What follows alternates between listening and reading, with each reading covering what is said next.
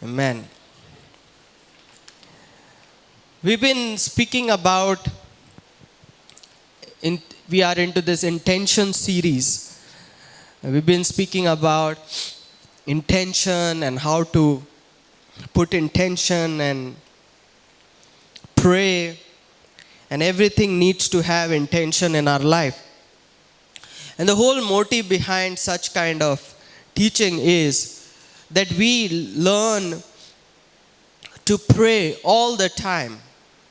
Practice this kind of prayer all the time, not just sitting at home and picking up an hour or half an hour and sit down and pray, but let our lifestyle, our walk, let everything that we do, may it have an intention to manifest something in our life. And that's the reason why I began with this series.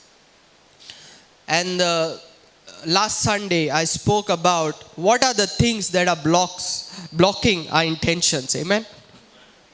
And I'm sure it's really blessing many of you. I mean, I personally am coming into an awareness all the time about, this time, this intention. Remember,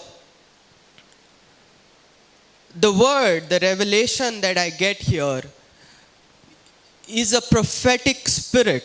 It is a season that God is asking you, come on, now focus on this particular thing. I really want to put a stop or put an end to personal counseling. Because, I really don't see places in the Bible where there was personal one-to-one counseling. Because what happens is when somebody listens to somebody else's problem, somebody else's situation, you get something called as quantum entangled, and you will see same things happening in your life then. And so I'm not very much now in favor. Of course, there are times you have to, but I'm not very much in favor with personal one-to-one counseling. But I believe a prophetic word, a revelation that comes out from this place is enough to bring that counseling that you and I need for this season. Can I have an amen for this? In that revelation, everything gets sorted out. Amen. Because the Holy Spirit starts ministering to you through that revelation. That's why the word says, the Bible says, that you don't need a teacher. It's the Holy Spirit starts teaching you. That doesn't mean you don't need someone to preach the word or teach the word. No. You don't need that kind of counselor sitting next to you and start counseling you. That's the Holy Spirit is called the counselor. When you get a revelation, the Holy Spirit starts teaching you, counseling you with that revelation that has been put into your life through a man of God. Amen. Hallelujah. And I believe this is a word for this season that God is releasing so that you can overcome every situation in your life. Can I have an amen? Come on. Amen. Hallelujah. And it's not for your life, it's for my life, because I'm becoming, and the series called Intention Consciousness. I'm becoming conscious every time, whatever I do. Oh, what am I preaching? What am I teaching? Am I aligning to what I'm teaching, what I'm preaching in this season, or what God is speaking to me personally? Amen. Hallelujah. And it's so important. Amen. I was quite busy this whole week. Even though I was busy, I was still in prayer just because of this teaching. So everything I was doing with an intention, consciousness. Are you understanding me? Okay, those who have heard all the series, all the last two sermons. Today I want to speak on something very, very important.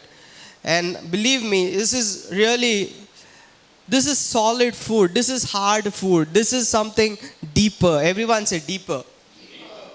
Amen. Hallelujah. It is a revelation to the next level. It can take us to the next level. Amen. I mean, my heart is really to bring revelation to the body of Christ.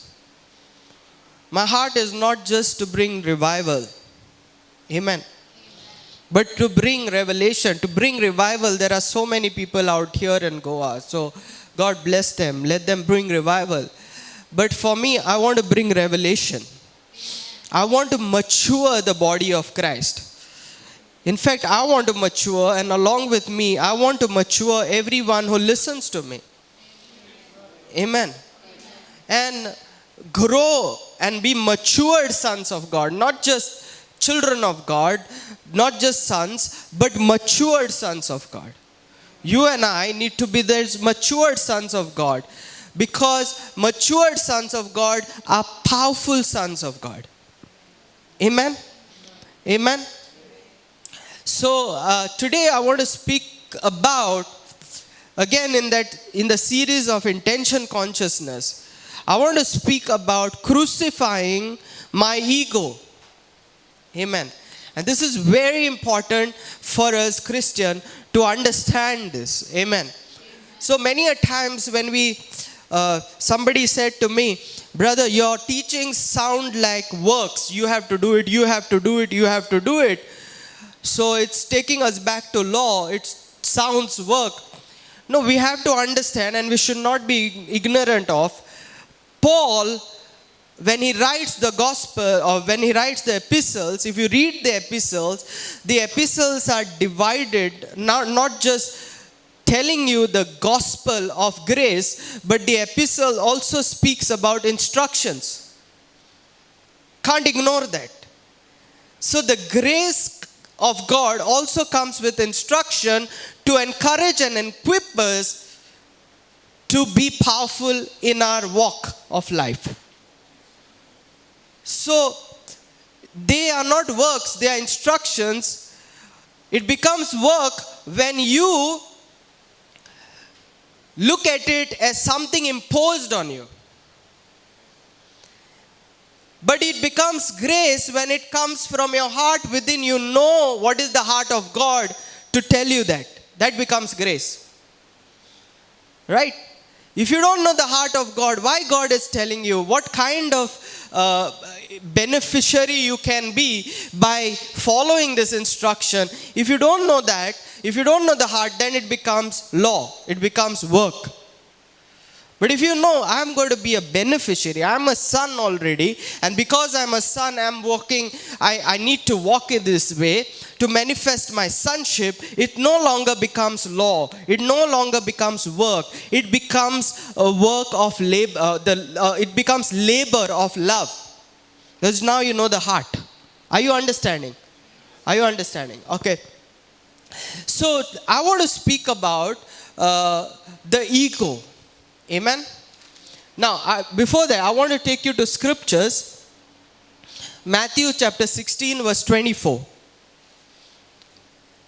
Just keep the scriptures ready. Matthew chapter 16, verse 24. Matthew chapter 19, verse 21. Matthew chapter 19, verse 29. But before we go to the scriptures, first let us understand what is ego. Everyone say ego. What is ego? Ego is self-importance.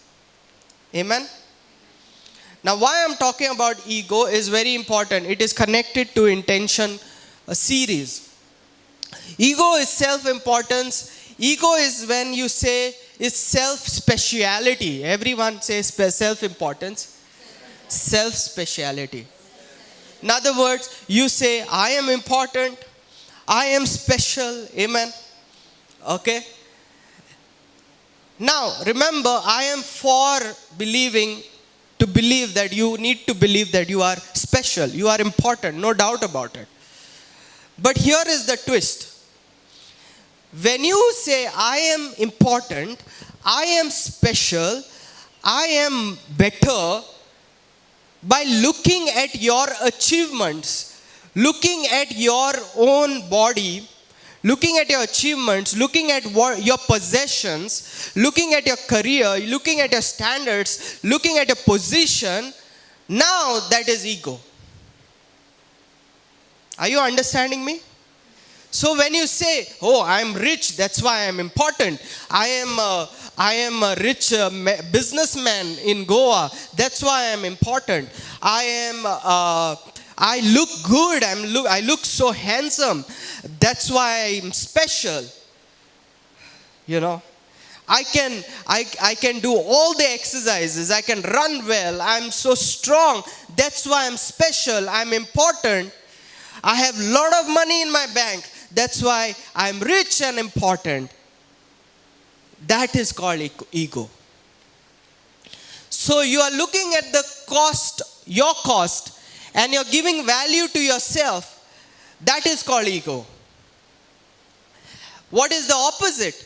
Opposite is you see yourself as important, you see yourself as valuable, but your identity is not lying on what you have, what you are, what you have, or with whom you roam with. Your identity is connected to Jesus. Amen. The cost is not what you have, but the cost is what Jesus paid on the cross. When you look at that cost that Jesus paid, that price that Jesus paid on the cross, now you say, I am special because He died for me. I am important because He died for me on the cross. Now that's not ego. You understand? But what is real ego? When you are looking at yourself, the company that you roam with, your caste, your class, your good looks, your money, your achievements, your position in the society, in your job, in your career, and then you identify yourself with all that and say, I am special, I am important. That is ego. Amen.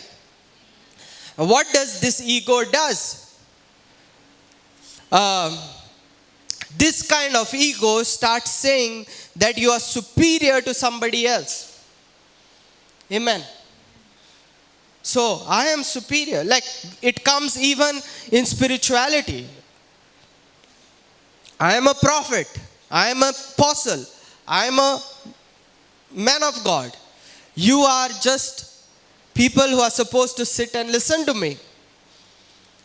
Now, when I say I am superior because of my position and you are inferior, what has happened is it creates a separation. So when you have ego, when you and I have ego, ego always creates separation. Amen. Are you there with me today? Are you sure? And this kind of superiority, inferiority, I am special, I am important, but you are not important, you are not special. When we say this becomes ego. And this ego always leads to offense. Are you with me? I'll always be offended. I'll keep on becoming offended by you. How dare you tell me what to do? How dare you do this to me? How dare you say that to me? Now, my ego is speaking. My self-importance, my self-righteousness is speaking. Amen. Hallelujah. Praise the Lord. Hallelujah. Praise the Lord. Now, so, ego always gets offended. Everyone say, ego always gets offended.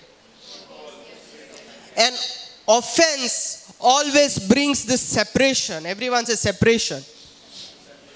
So, the moment we look at separation, separation is always a disconnection between us. When we have a separation mindset, we are always disconnecting ourselves to our intention. That's why I'm preaching this about ego. Separation always disconnects us from that power of intention, because when you are looking at intention, intention is a spirit, is a power. Remember, I spoke about what is intention.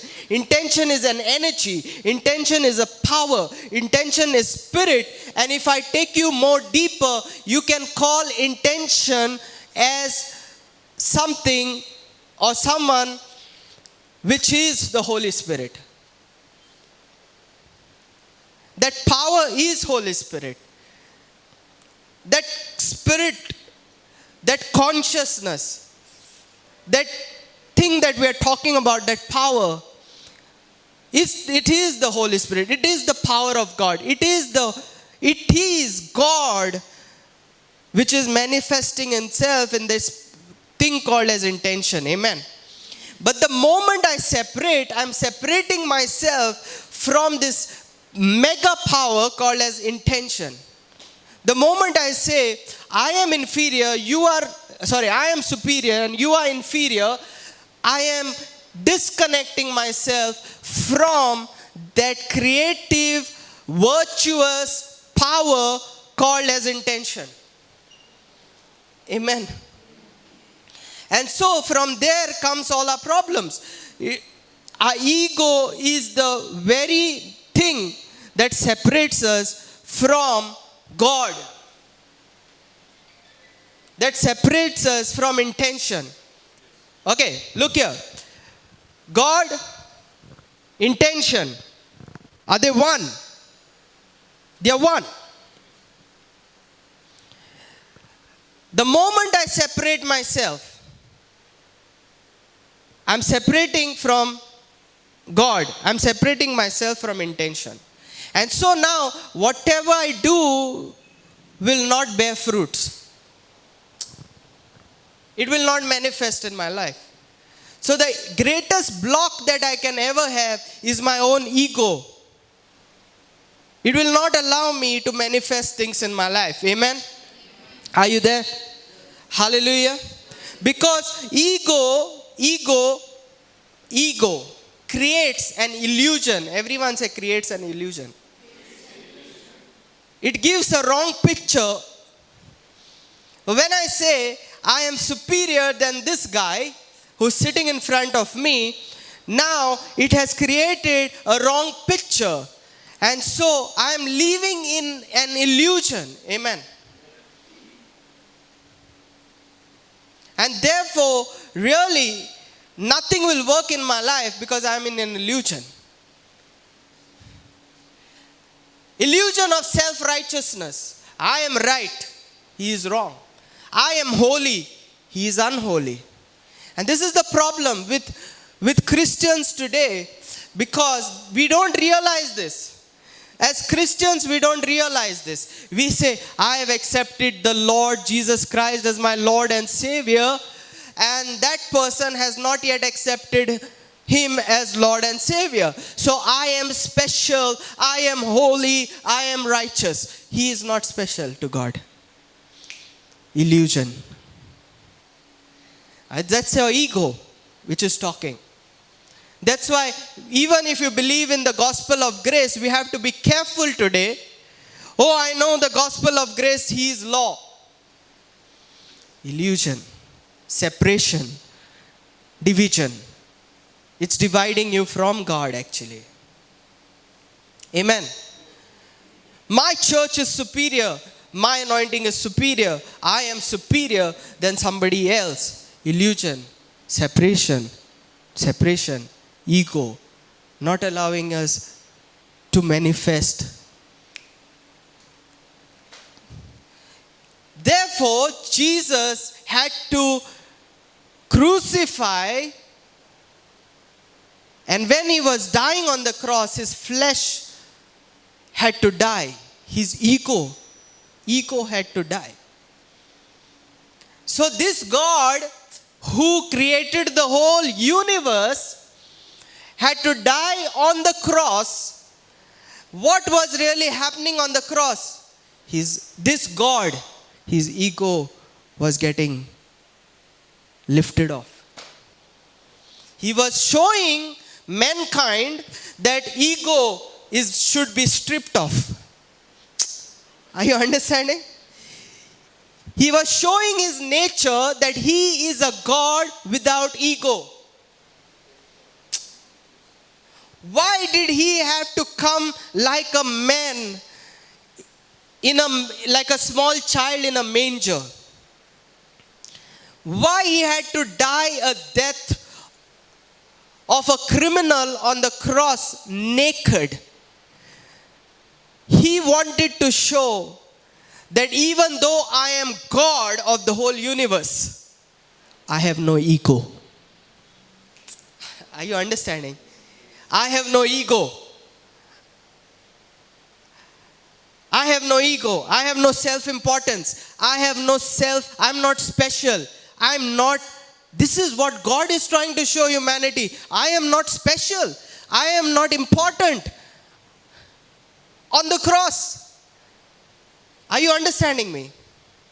And so when you look at the cross, you are actually looking at God's nature, God speaking and saying, I am God who has no ego. And so if I have ego in my life, actually I cannot be one, or I cannot experience that oneness with God because there's an illusion in front of me. Are you understanding? Are you understanding? Hello, am I putting you to sleep? Can I have a big hallelujah? Hallelujah. Isn't that beautiful? I'm teaching you to look at the cross today in a different way. If you look at the cross, you see God without ego. You don't see any sign of ego in him. Even the guy says, oh, so you are a king. He says, you say so. He happily takes the human nature and he dies on the cross. Says, I don't have ego. And if you want to experience that oneness, no doubt we are one. If you want to come out of that illusion of separateness, you need to let go of your ego. Come on, hallelujah. Look at Matthew chapter 16 verse 24. Give the mic please, quickly. Matthew chapter 16 verse 24. Quickly. Then Jesus said to his disciples, whoever wants to be my disciple must deny themselves and take up their cross and follow me. So, if you want to be my disciple, you have to deny yourself. What does deny yourself? Doesn't mean you roam naked on the streets of Goa. Deny yourself doesn't mean, oh, you're not going to get married, you're not going to do, if I offer you something to eat, you're going to not eat that. You're going to deny all the food that you have, a good food you have. You're going to eat garbage on the street. That doesn't mean deny. Deny yourself means strip yourself of ego. Come out of your self-importance, your ego. Come out of I am special kind of mindset. Deny yourself and carry I am righteous. You are not righteous. That's called self-righteousness. But if you say everyone is righteous, that's not self-righteousness. Are you there with me? Are you understanding me? When you say I am holy, so the moment you say, if I do this, I become holy. If I do this, I become righteous. So now I am righteous because I have fed all the beggars in Goa here. That's ego. But what Jesus is saying, strip yourself from that ego and look at me and my cross. and follow me. Look at me means, follow me means, live my life without ego, without self-righteousness, without self-importance, without being self-special. Amen. Look at Matthew chapter 19 verse 21. Quickly.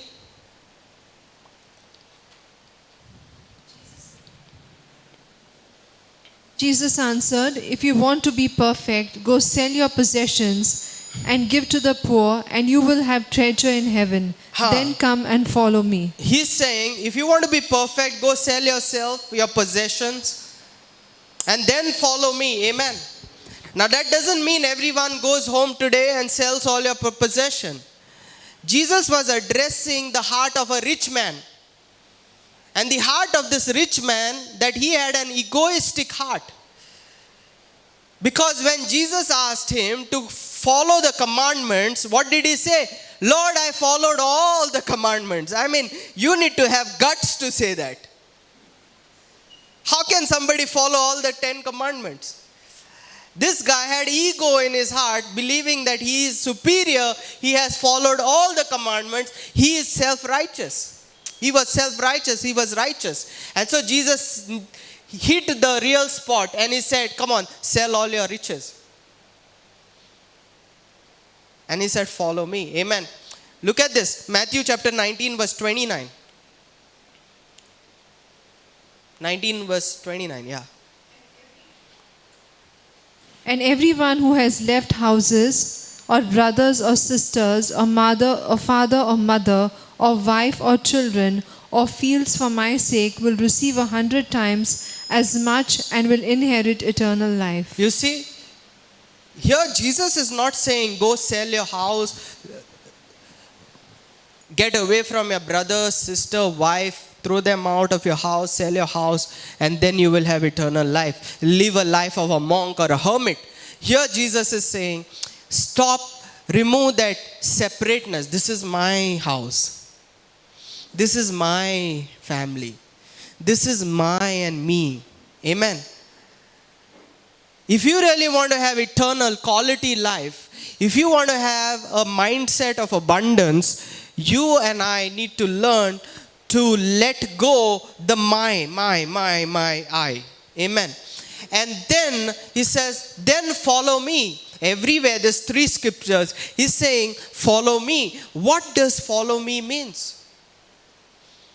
Follow Jesus means follow that power or be aligned with that power called as intention. That's why I said Holy Spirit intention 1. Amen. You cannot follow Jesus, who is that power which is called intention, that creative force which created the whole universe. You can't follow that creative force. You can't align. You can't follow that without stripping yourself from ego. Are you understanding? See, I'm making it, this is not revelation, guys. This is not a revelation like this level. It's a deep, it makes you think deeper. Okay, please understand. So, when Jesus is saying, follow me, and you shall inherit eternal life, the quality life. When you say eternal, does not mean just quantity, but quality, right? When he says, if you want to experience that quality, abundant life, you need to strip yourself from the ego. When you strip yourself from ego, you will become one to that power of intention. Who is Jesus? What is intention? Remember, sermon 1, I told you, intention is that power, that creative force that gave birth to the whole universe. So who gave birth to the whole universe? Jesus. So to get aligned with that spirit of Jesus, that intention, that power, you and I need to let go of our ego. Until and unless we don't let go of our ego, we won't get one. We are one, no doubt. but that illusion won't get lifted up. It's that illusion that is bringing an issue in our life. Amen. Am I going deeper? Are you understanding what I'm saying? And so Jesus said, look at what Paul says in Galatians chapter 2 verse 20. Galatians chapter 2 verse 20.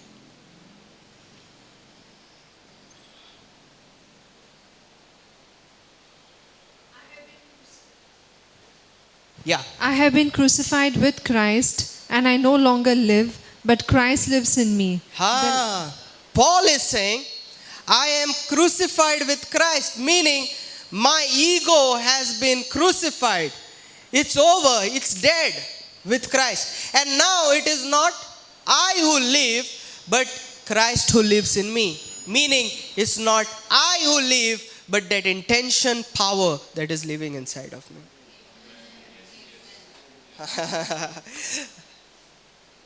Are you getting this today? So the illusion, the problem is separation. Separation comes from ego. Therefore, Jesus, listen to this. Jesus, before dying, he makes this prayer. Let's go to John chapter 17, verse 21. John chapter 17, verse 21, and look at this. John chapter 17, verse 21. And see this. That all of them may be one. Father, I pray that all of them may be. Then?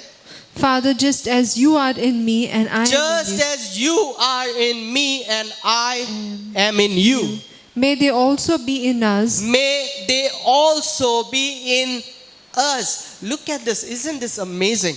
The God who created the whole universe, the Almighty that we call, the All-Powerful that we call, is saying, let them be one with us. Means, let Conrad be equal to me. God is saying, there is not going to be a difference between Vernal, Conrad and Jesus. As he is, so are you. We all are going to be same. We are going to be Christ on earth. So God has no problem. He does not have superiority. He's not saying, hey, I am Almighty God. You are just human. Jesus himself is saying, I am not special. We all are one. Let them be one as I and you are one. Let them be one with me. Amen.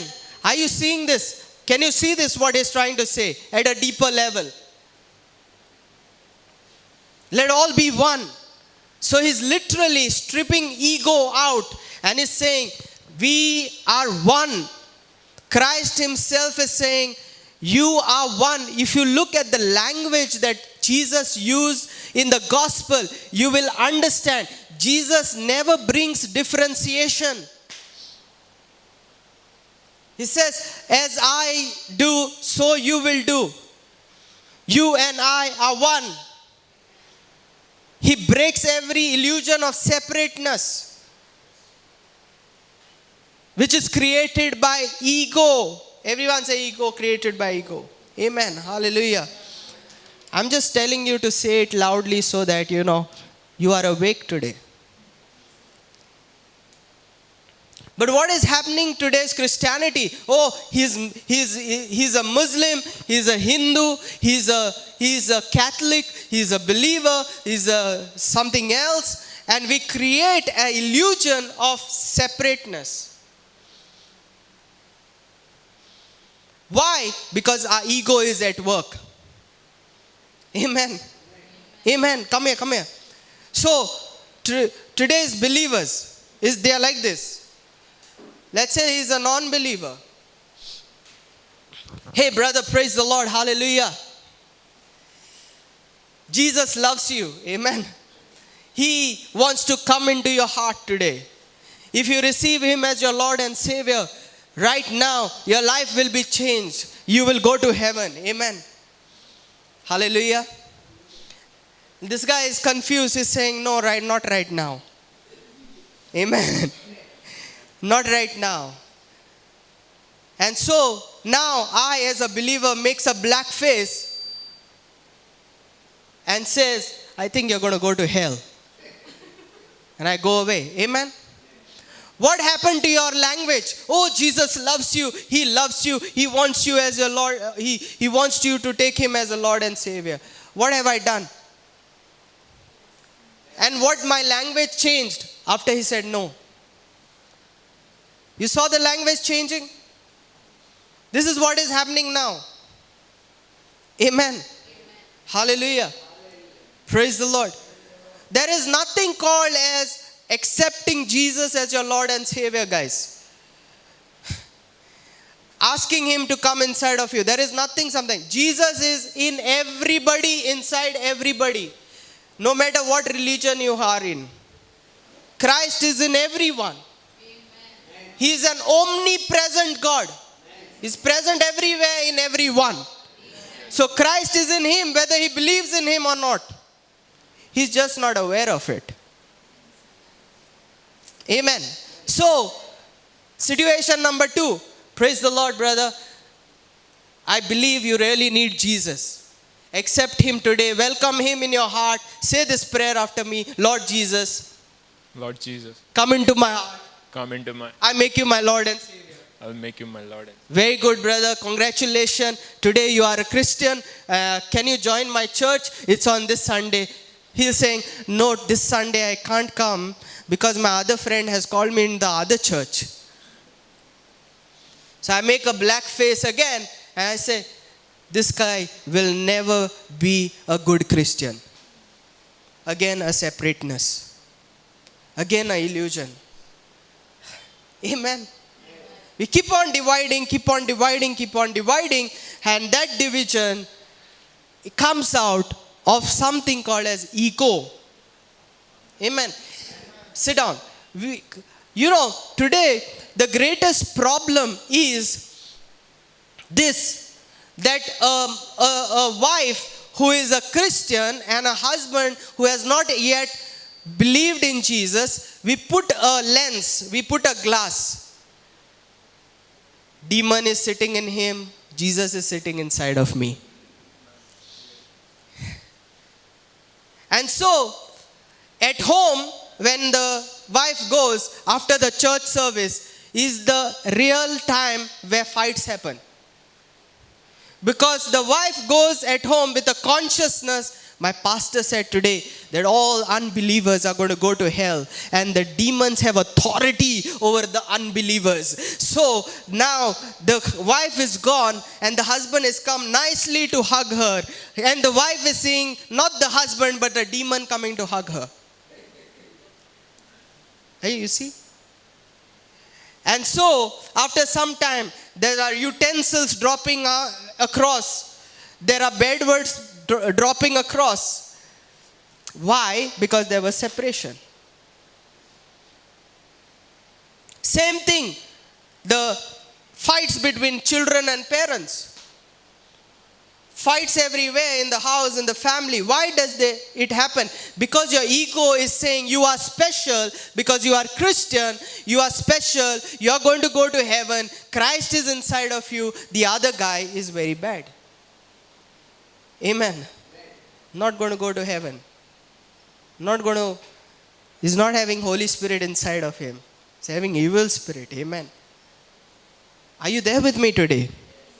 This is the problem that we all go through because of ego. Everyone say ego. So now, you see, God had an intention. The creator of this whole universe, Jesus, had an intention. With that intention, he created everything. Now, really to align with that intention, we need to have that nature of God in us. And therefore, Jesus says, leave everything. Leave your ego and follow me. Align with my intention. Align with my creative force. Align with me. And then you will become the co-creators along with me. Amen. Come on, hallelujah. I wish I had got some clap for me, but it's okay. I'm stripping my ego. Hallelujah. I'm giving up my ego. Amen. And I'm going to give you a couple of points how we can get ego out of our life. Are you with me? Are you ready to listen to this? How we can kick the ego out of our, how we can crucify that ego on the cross. Crucify our flesh. You see, the problem is, we talk about some sins, but those sins, these are the things which are more important actually, more blocks to our life. Amen. These are the main things we need to really focus on. Amen. The first thing we need to work on to strip or to crucify our ego is stop being offended. Everyone says, stop being offended.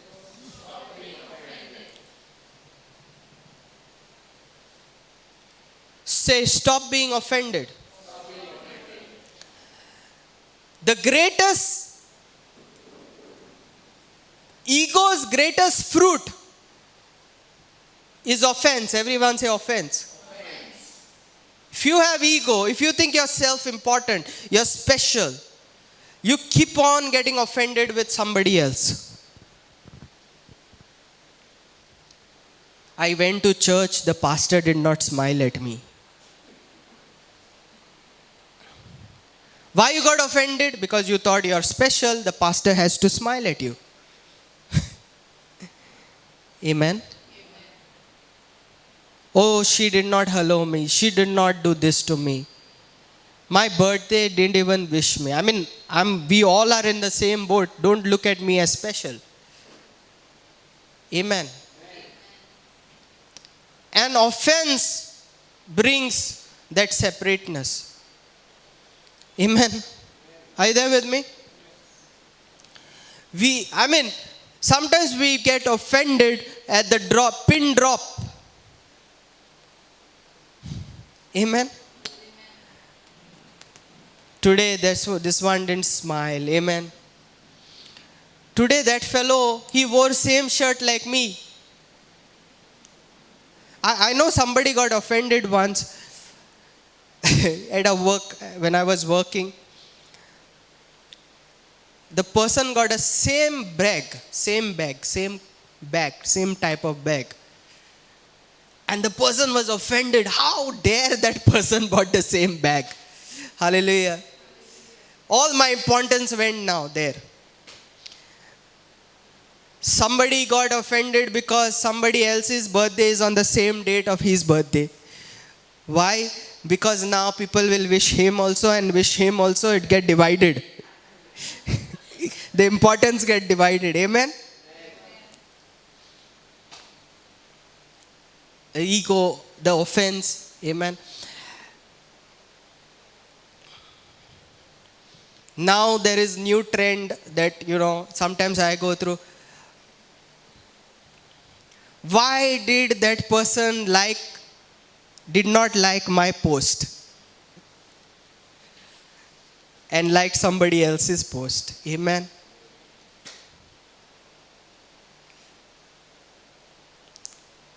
And it's high time for us to realize this is our ego that is working, manifesting through offense. Everyone say offense.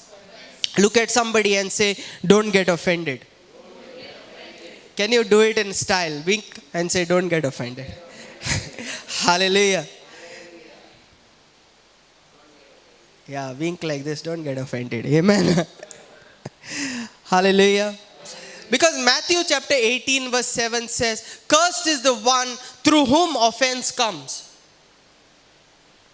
Why it says curse? It's not really proclaiming curse, but it's telling the dynamic, the principle of how we can separate ourselves from that creative powerful force called as intention through offense. Amen. Hallelujah. Oh, he wished Ashwin for his birthday, but he didn't wish me for my birthday.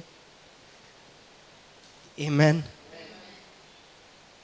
He invited him for Christmas, but didn't invited me for Christmas. It's offense. Because you think you are special, he should have invited me also. It's the ego speaking. Amen. Are you there with me today? Are you able to understand what I'm trying to speak to you? And let's be very transparent. We all under this roof have ego. And if I am on this place higher than you, that means I have higher ego. And we all need to strip it down. Amen. Crucify it on the cross. Are you there with me? By looking at him who died on the cross, who had no ego. Are you there? Say offense. Let go your offense. Let go your offense today. Hallelujah. Praise the Lord. Hallelujah. Even if someone says something good, some people get offended. I remember some old members. Some other member said to that, your husband is you got a nice husband. The person got offended. How dare she said, I got a nice husband. Amen. Sometimes somebody says with good intention. How dare she said, I got a nice husband. This one has 3-4 husbands. Yeah, that was what was told. Said in front of me. So anything we start getting offended. If somebody shouts, we get offended. We keep the offense. And the problem is, offense comes. Everyone say, offense comes. And sometimes we get offended. Say, we get offended. But it is not right to keep holding that offense. We need to just let loose at some point of time. Amen. The worst thing is we take offense, we feed on that offense, and then we take that offense and share it with someone else also. Are you there with me? So we get offended. Hey, that day, Vernal said he's fasting, but I saw him in Naturals eating ice cream. He's living such a fake life. You're eating that offense. He's eating ice cream, I'm eating offense. And you take that offense and you go, I say, hey, Valerie, you are fasting? Idiot, you are fasting? Your pastor, my pastor, your pastor is eating ice cream and you're fasting? Poor thing, I fasted whole day. This guy is eating ice cream in Naturals. He said, Valerie, yeah, really? Go to hell with my fasting. Even let's go to have ice cream somewhere else. Baskin Robbins. Both of them gone to Baskin Robbins now with offense. Amen. And on the way they meet Nasilia. Hey Nasilia, you also join in. So offense is contagious. It just goes on. Amen. Hallelujah. Say, let go offense. To see power of intention in our life. Next one. Let go of your need to win. Everyone say, let go the need to win. You see, today's world is so competitive. We want to win. Say, I want to win. See, all this happens when we don't know identity in Christ. I told you in the beginning. Where do you see your identity? Are you seeing your identity in Christ, or are you seeing your identity with the car that you have, with the job that you have, with people that you have, with the position that you have, with the money that you have, with the gold that you have? What defines Vernal? Is it the car? Is it the money? Is it the people? Is it the position? That defines Vernal? Or Jesus who died on the cross defines Vernal? Amen. So, if your identity is in Christ, you know one thing. Let's go to Romans chapter 8 verse 37. Romans chapter 8 verse 37. If your identity is in Christ, No, in all these things we are more than conquerors through him who loved us. in all these things, we are more than conquerors through him who loves us. Amen. Meaning, if your identity is in Christ, you are already a winner. Come on, hallelujah. So, if you are already a winner, you are not looking forward to win anything. You're already a winner. Say, I'm already a winner. I don't need to win. I don't need to win the fight that I'm having with my wife or my parents. I don't need to win the competitive job that I have. Amen. Our battle, that's why the Bible says your battle is not against the flesh and blood, but against principalities and powers of darkness. Who are they? Ego. Our battle is against ego. Are you there with me? Our battle is against ego. So, we are all the time, we want to win. Winning is good. Amen.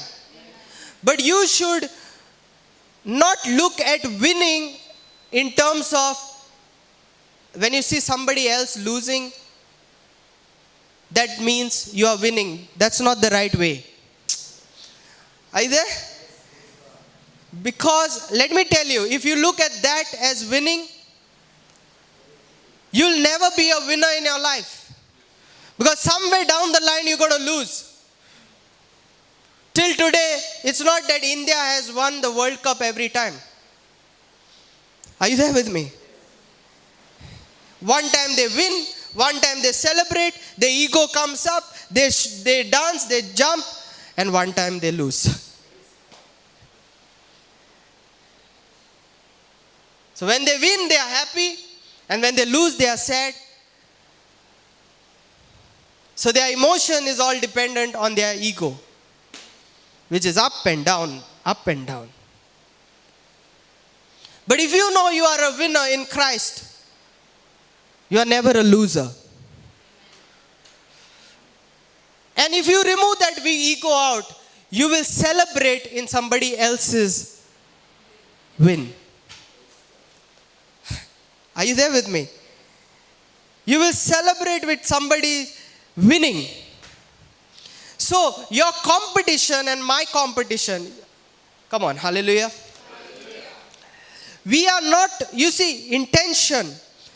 There can be a block between you and your intention. There can be a block between the power of intention and you when we try to compete with somebody else. I'm not supposed to compete with anybody else. I'm supposed to cooperate with someone else. Are you there with me? The only person you and I need to compete is our own self, our own ego. We need to be a better self of who we were yesterday. And when we win from the Vernal who was yesterday, we are the true winners. And we need to celebrate each time we win from who I was yesterday. Are you there with me? Is it helping you tonight? Hallelujah. Start from the position of knowing that you are already a winner. You are already conqueror. Christ has won for you. Now you're just trying to manifest what you have, what Jesus has done in your life, and be a better version of you. Amen. Come on, hallelujah. Say, I'm not going to fight with anyone. There is no loser in my life. I celebrate with all those who've been. Hallelujah. Come on, hallelujah.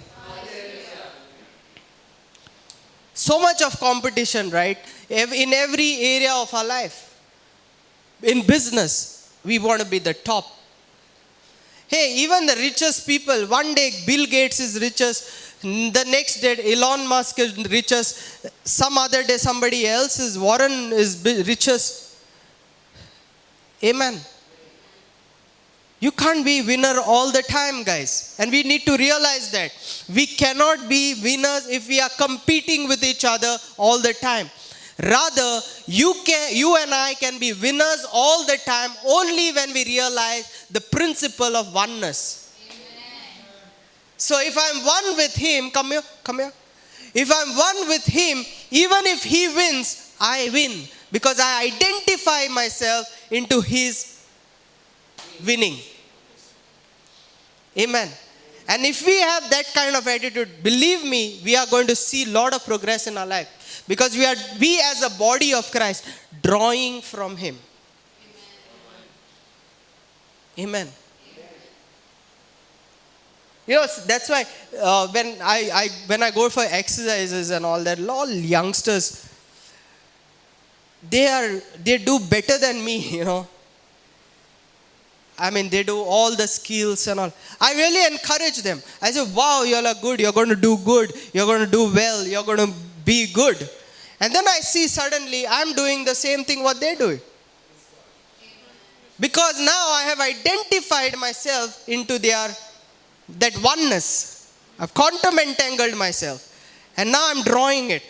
But if I get jealous of his progress, if I get jealous of how he is prospering, I am blocking my prosperity. I'm blocking my prosperity. I'm blocking my progress. So instead of getting jealous, encourage him. You see, you will come up. Hallelujah. Are you there with me? Okay. So, 1, stop being offended. 2, you need to let go of the mentality, I want to win, compete.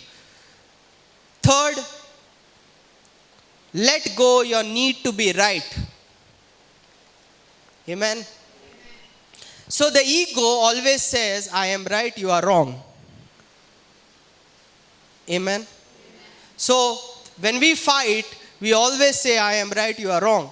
The other person says, I am right, you are wrong. And then we always discuss who were right and who was wrong. And we finally don't come to any conclusion. Am I right? Yeah, I'm right. Amen. That's ego talking all the time, who wants to say, I am right. But the Bible says we are made righteous through him, through faith. So if you know that you are righteous, you will not fight to become the right. You won't fight to prove somebody that you are right. You will strip yourself away from self-righteousness and allow God's righteousness to come into you. Like Romans chapter 3 verse 22. Romans chapter 3 verse 22.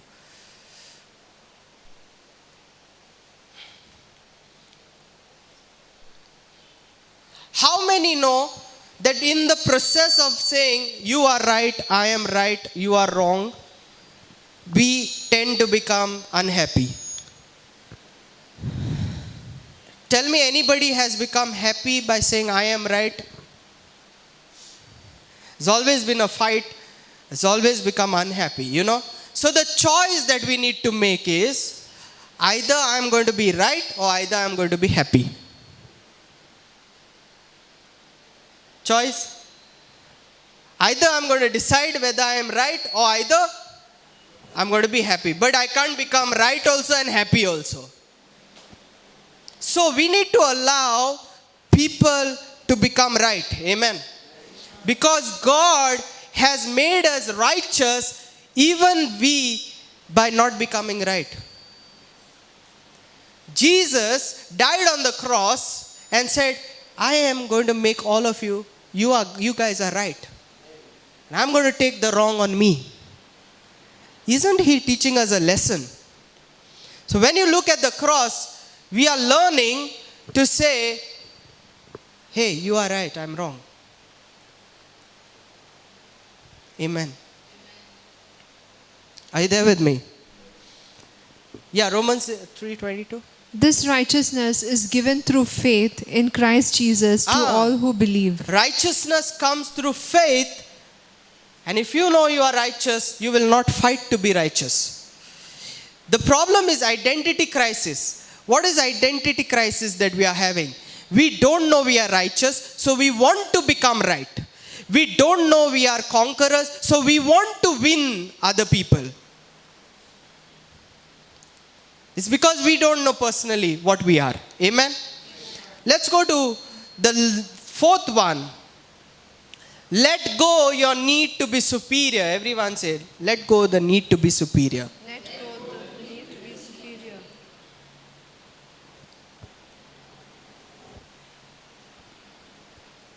How many of us know that we are all equal in the sight of God? Amen.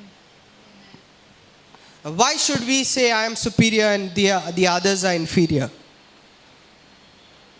I mean, this is where religion comes in the picture. And it is very evident in church and religion. Like, I am Christian, I am an apostle, I am a prophet, I am a superior guy, you are inferior. When God looks at me, God listens to my prayer. When God looks at you, God doesn't listen to your prayer. Have those thoughts gone into your mind, or I'm the only guy who's going through all this? Has gone? So we find ourselves superior than others. But what is letting go our ego is when we come to a place and when we realize, hey, the way God looks at you and me is same. There is no separation. There is no special vernal. God is not a respecter of person. And when you come to that conclusion, when you see someone else getting blessed, you will demand yourself also to get blessed. Because God looks at him the same way God looks at you.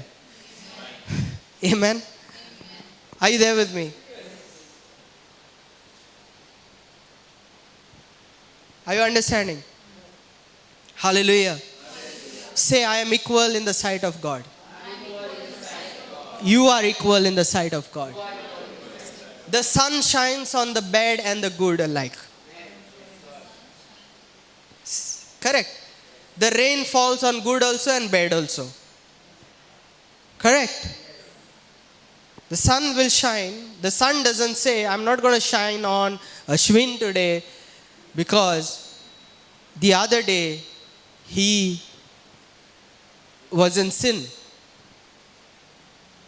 Today, religion teaches us he's a sinner, you are a righteous person. Yeah. Separation. God looks at everyone equally. When we realize that and we put it across into our life, you will see you're getting aligned to the power of intention.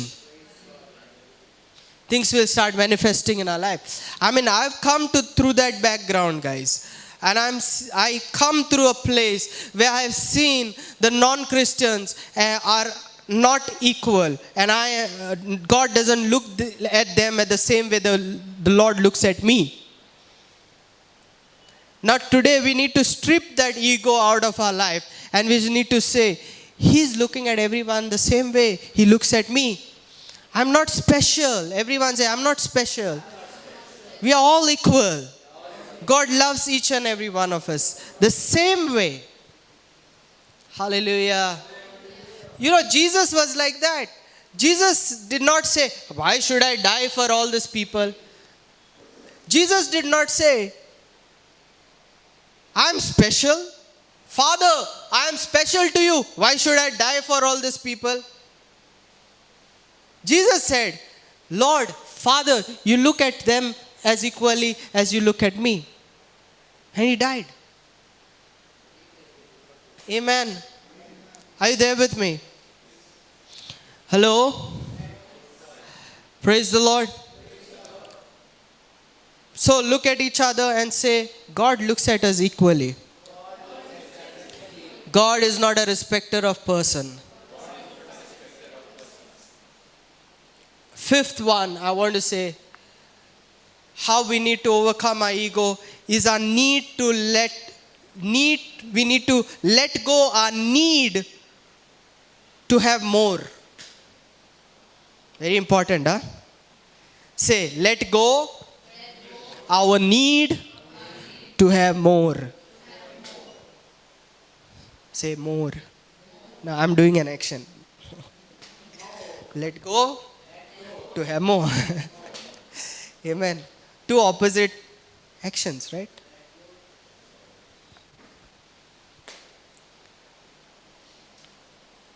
Do you know why do you need more? Yeah, insecurity, because we don't think we have abundance in our life. Amen. And the cycle of more never ends. Say, cycle of more never ends. I wish when I don't have a bike, I wish I had only a cycle.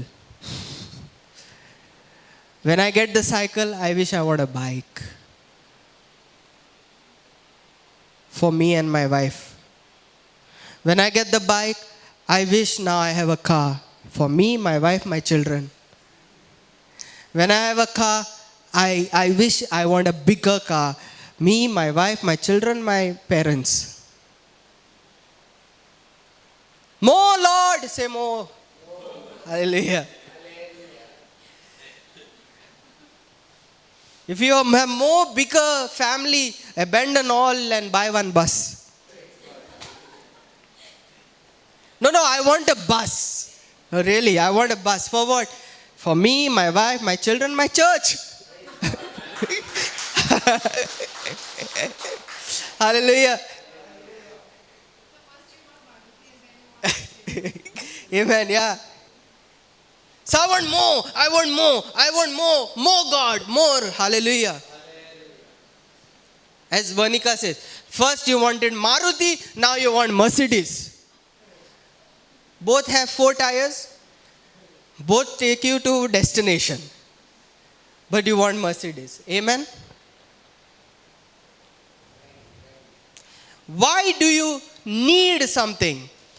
You need something because you don't know that God has already given you everything. You live in a mindset of lack. That's why you need something. Amen? Are you there? When we live in a mindset of lack, we need something. Jesus never said, I need something. When he wanted, hey, just go to the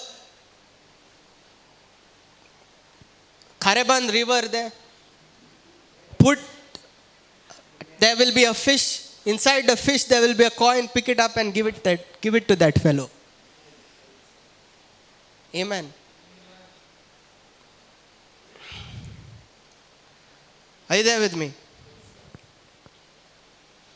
I want a donkey. He didn't say, I need a donkey. Hey disciples, let's pray tonight. Fasting and pray. I need a donkey. Hallelujah. No. He said, come here. Just go there. That guy is sitting with a donkey. Just tell the master wants that donkey. Hallelujah. It was Jesus who never needed a donkey. The donkey needed Jesus. Jesus never needed money. Money needed Jesus. Hallelujah. I want to tell you, you don't need Mercedes. Mercedes needs you. You don't need BMW. BMW needs you. But you need to remove that ego, shift your consciousness, focus on who you are in Christ. You and I need to live that abundant life. Amen. Hallelujah. The most precious things or priceless things in the world, the most expensive things in the world are given to you free. You know that? The breath that you breathe, can you put a price tag on it? It's the most expensive thing. The breath that you breathe, God has given you freely. God supplies all your needs according to His riches and glory. Hallelujah. You can't put price tags for your breath. Amen. That's why I don't put price tags for my teachings. They are very precious. My teachings are precious. I don't put price tags. You can't buy them. Amen. Hallelujah. Praise the Lord. Philippians 4:11 verse 13. Philippians chapter 4 verse 11 to 13. Look at that.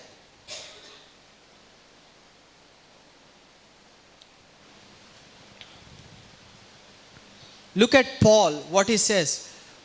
Philippians chapter 4 verse 11 to 13. I am not saying this because I am in need, for I have learned to be content. Hello, you know Whatever the Paul is writing this letter in a small prison where there's gutter flowing and he can't even move. If you read the book of Philippians, he's saying to people, rejoice in the Lord, and again I say rejoice. And he was writing this letter in that small prison, in that gutter, in the dark area. And this is what he says. I'm not saying that because I need something. Look, read that. I'm not saying this because I am in need, for I have learned to be content. I have learned to be content whatever the circumstances. whatever the circumstances is. I know what it is to be in need, Yeah, and I know what it is to have plenty. yeah. I have learned the secret of being content I have learned the secret to be content. Then, in any and every situation. in any and every situation. Amen. Are you there with me? Yes. This is Paul saying. See, I'm not against prosperity. I mean, I'm for prosperity. If I get BMW, if I get Mercedes, hallelujah, praise the Lord. Amen. Here I am, Lord. Hallelujah. But if I don't have, that doesn't mean I need a Mercedes. I'm content. Amen. It does not mean I need a BMW. Vernal cannot need anything. He's content. Because God has provided his needs. Mercedes needs me. BMW needs me. I don't need them. Are you there with me? If we stop, if we stop needing more, everyone say it with me, if we stop needing more, and more, if we stop needing more, say this, if we stop needing more that you desire will start following you. Are you there? So that mindset is so important. Brother, I need speaker for my ministry, brother. I need this for my ministry. I need that for my ministry. Hello.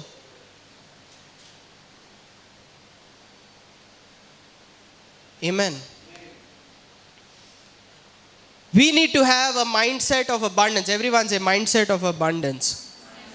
And if you and I have abundance mindset, then we will never be receivers, but we will be givers. Are you there with me? Say, I will not be a receiver. I will be a giver. Because I have a mindset. Do this action with me. I have a mindset of abundance. Are you abundant? He died so that you can have abundant life. So, it is our lust that makes us poor. Lust for money, need more, that really makes us poor. So many people have lost money, so many people have lost jobs, so many people have lost good opportunities because they always wanted the more. Are you there? Amen. कौन बनेगा करोड़पति? आप 1 crore जीत गए हो. If you want 5 crores, you need to answer the next question. Amen. But if you're happy with that 1 crore, we can stop the game right now. The guy, all saliva coming out, 5 crore. I'm going to answer 5 crore. Praise the Lord. Sorry, आप हार गए. आपका पूरा 1 crore चला गया. 1,000 लेके जाओ घर. Amen. Have you seen that? That guy wanted more. Finally. Nothing. Amen.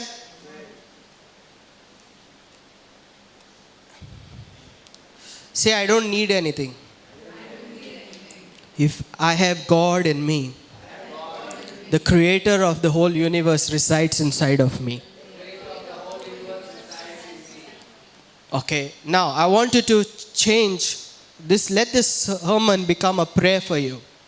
I want to change and make shift into your mind. What is that you're really praying for today? You're praying for a life partner?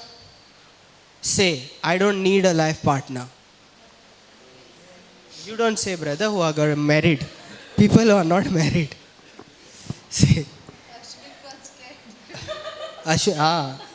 say, I don't need a life partner. But my life partner needs me. And now he said loudly. Amen.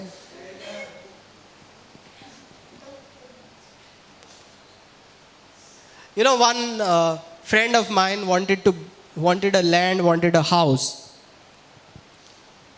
And one day he came, he was saying, please pray. He was crying and saying, I want a house, I don't have money, I don't have this, I don't have that, I don't have this. I said, you don't need a house. Tonight, whole day, sit and say, the house needs me. He said that in that week time, he got a land which will cost like lakhs of rupees. He just got it in 4 lakh rupees. Amen. That mindset is important. Amen. All I need is you, Lord. Is you, Lord. All I need is you. Hallelujah. Hallelujah. Do you want gold? Do you need gold? Gold needs us. Amen. Amen. Hallelujah. Hallelujah. I'm finishing off. Point number 6. Before I go that, remember all that you believe need to show in actions, because actions and your belief need to match. From right point number 1 to 5, it has to manifest in actions. Amen. So you can't say, hey, I am abundant, I am rich, I am this, I am that, but you say, start counting your money when you're giving. Amen. Give with a mindset of abundance. Amen. Are you there? Okay. Next. Sixth point, give God the credit to your achievements. This is, guys, today we are unfriending ego. Everyone say unfriending ego. Somebody or someone over here can go right now and block ego. Unfriend ego. Amen. Because sometimes we are like this. You know, I went for a movie with 3 people. Who you went? I, me and myself. Went for a movie with I, me and myself. Yes, we are like that. I am important. I am special. It's me, it's me, it's me. Amen. So, sometimes when we do things, our position, whatever we are, we say, you know, I am rich today because I worked hard for this. Amen. You see, I have 6 packs. I worked hard for it. Amen. It's me. So, the credit goes to your achievements. The credit goes to your job. The credit goes to your good looks. The credit goes to all that is pertaining to you, your position. We need to let go that ego and say, I am what I am today because of God. Amen. Because God, through everything in the universe, supported me. Are you there with me? Jesus, through everything in the universe, supported me. And because of His support, today I am what I am. Are you there with me? I am who I am.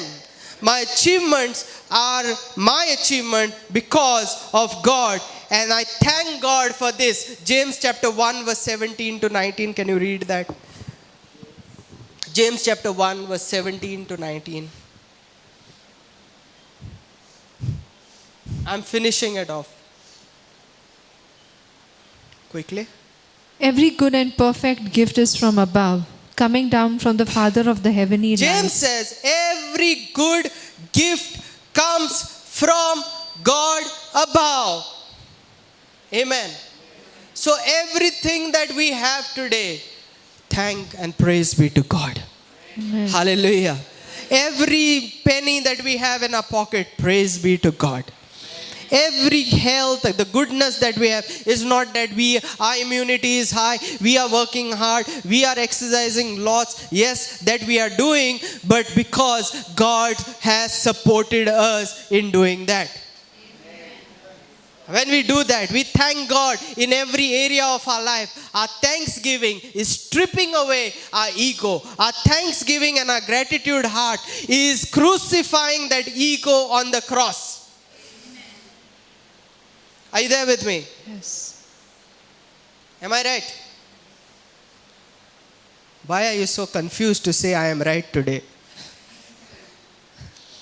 And the last one for the day.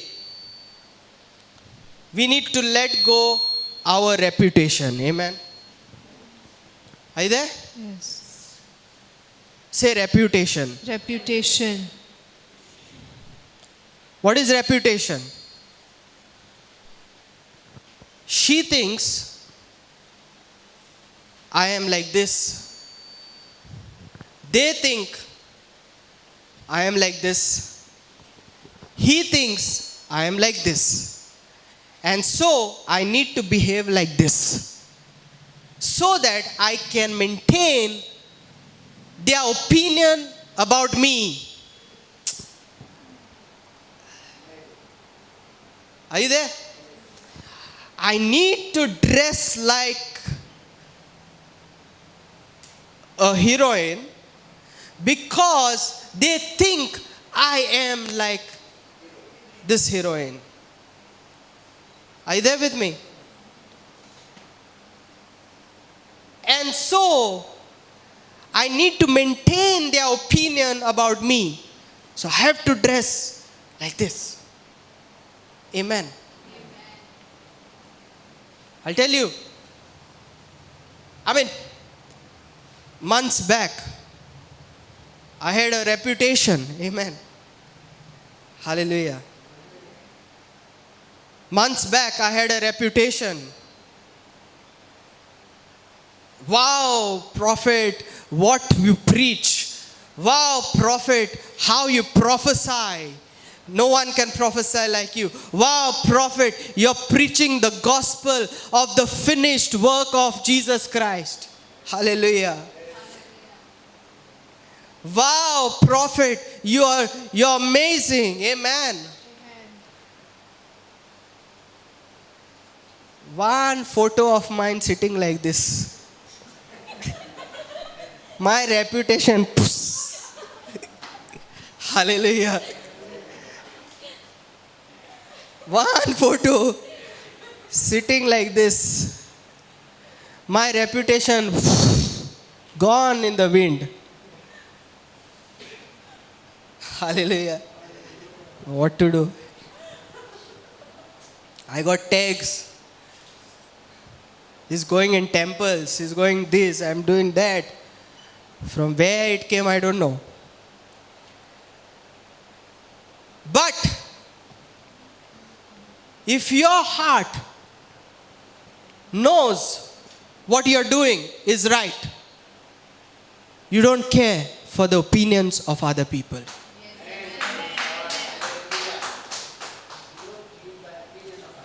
Your opinions of other people don't shake you. And till today, I'm telling you, never matters to me what others think and what the others say. Like I had people with me, sometimes in this church. Somebody is laughing at that corner of the church. Hey, Vernal, they are laughing at me, I think. Concerned about what others are doing. I think they're looking at me. They are looking at me. They are laughing at me. I don't want to come next time. They are laughing at me. See. I think it's me only. All the time, what others think, what others say about you. If your focus is on that, your ego is speaking out. You need to strip yourself out. Just recently, somebody came to meet me and said, Vernal, this is not the way. Amen. This is not the way. You're supposed to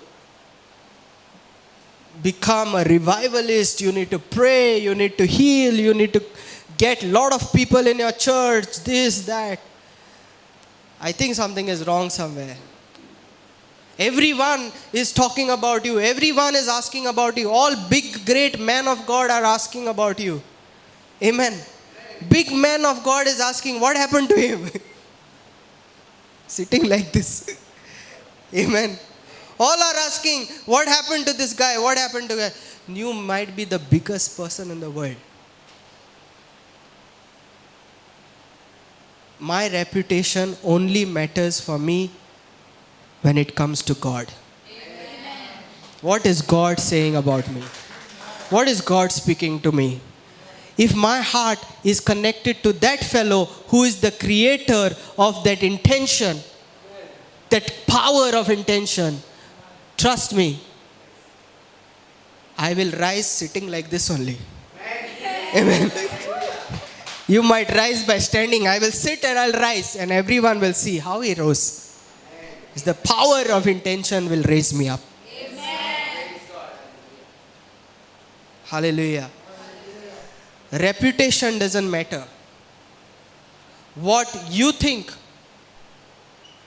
whether you are really true to your heart, where you really align to God, that matters. That is going to keep you happy. That is going to take you for a long run.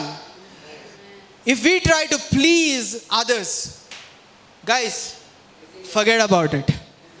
It's your ego working out. Amen. Hallelujah. It's the ego that was working out. It's the ego that is working out. Amen. We need to let go that ego. Say, what others say about me doesn't matter. I don't feed on the opinions of others. I feed on what the Spirit says to my heart. Hallelujah. Come on, hallelujah. So align yourself to your heart, guys. Deep in your heart, what God is really telling you. You know, if I was a person of reputation, I'm shameless, you know. We need to be shameless. Say, I am shameless. No, say, I am shameless. Hallelujah. You're right. You're right. We need to be shameless, you know. I've been shameless right from the beginning. Right? I brought the gospel of grace. Reputation didn't matter who says what. Didn't matter to me. People were saying, oh, what is preaching grace, grace, grace? I went into supernatural, gold dust, gemstones, feathers. Some of our own church members said, you don't need to put it on the Facebook, you see. People will speak against you and they are doing this. Doesn't matter. Amen. Hallelujah. Reputation doesn't matter to me. I'm shameless. Hallelujah. I purposely put myself sitting like that. Reputation doesn't matter. Hallelujah. Because that has not changed my prophetic, that has not changed my way of relating to the Holy Spirit, that has not changed my prayer life, that has not changed anything. Why should I change? Hallelujah. Praise the Lord. The seventh one for today that I have ended with, let go your reputation. Say, let go your reputation. Let go people's opinion. Because if you are going to live with people's opinion, you are never going to live for yourself and the calling and the purpose that God has intended for yourself. You're going to always live for others. When we live for others, we'll live for others. When what others think about me, I'm going to do my behavior, my actions are going to be always as per what others think. Amen? It's always going to be. Let me tell you, you will never be able to please people. Somewhere down the line, they will always say you are wrong. Somewhere down the line. Amen. There's a nice story, a picture I saw on Facebook. One wife and husband is going with a donkey. Amen. So the donkey, they are walking with the donkey. And people are looking and saying, what a foolish guy. At least make his wife sit on the donkey. So he listens to them. He makes the wife sit on the donkey. And as they go ahead, people say, what a foolish people. Don't even, the so-called animal activists say, foolish people giving trouble to the donkey. So the wife gets down from the donkey. They move ahead. They pick the donkey and keep on the head. And they move. Somebody else meets and says, what foolish people. Donkey is supposed to carry them. They are carrying the donkey. Hallelujah. So, no matter what you do, whether donkey is on your head or you are on the donkey or your wife is on the donkey or you are under the donkey, people will always speak. They'll always call you a donkey. So, better you do your stuff and let them say, call what they want. Amen? Okay, so that's it for today.